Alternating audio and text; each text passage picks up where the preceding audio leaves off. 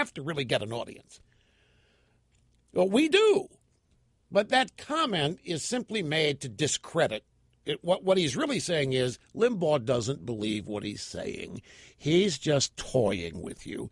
He's just using you. He's just saying whatever he has to get you all riled up. And I don't know how that sells advertising, by the way. I don't know how making you mad sells advertising, but that's what that comment means.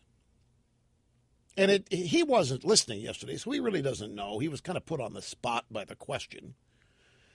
You have to give him that. Now, let's go to this Stephanie Cutter soundbite. And I don't have the transcript in front of me, so I don't remember exactly what it was. But what I do have in front of me is a piece at Mediaite. CNN strains Stephanie Cutter claims Christie's big win was rejection of the Republican Party.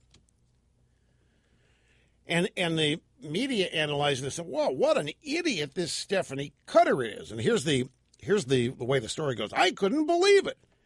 As I saw it on election night, CNN analyst, Democrat flack Stephanie Cutter claimed that Chris Christie's big win should be read as a rejection of the Republican Party.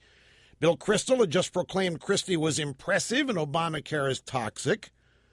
And then they quote some people at Newsbusters. "Come on, Stephanie, but this kind of mockable junk. It's exactly what defines her." Here's what she said. I think that's what she's saying in this bite. Let's listen. See. I read it as a rejection of the Republican Party. Chris Christie ran not as a partisan Republican, but really as a moderate.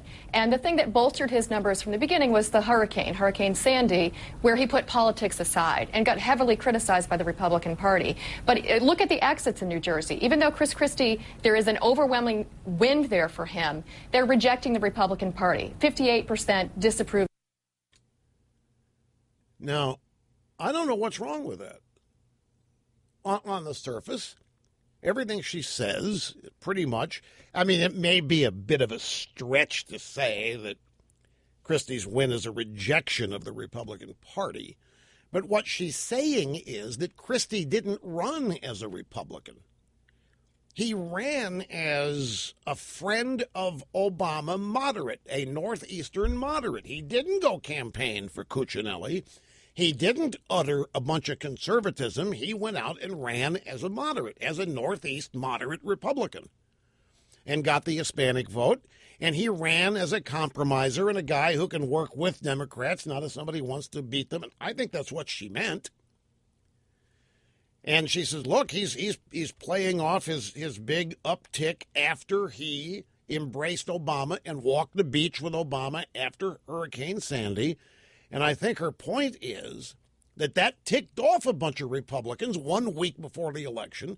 And in her world, that means his election was a rejection of the Republican Party. And she cites the exit polls. So I think I know what she's trying to say. It's one of the first times that this woman has ever come close,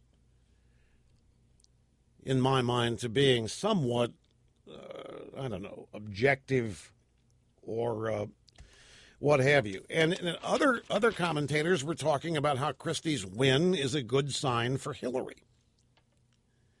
And all they're doing is citing the exit polls. These people live and die with that stuff.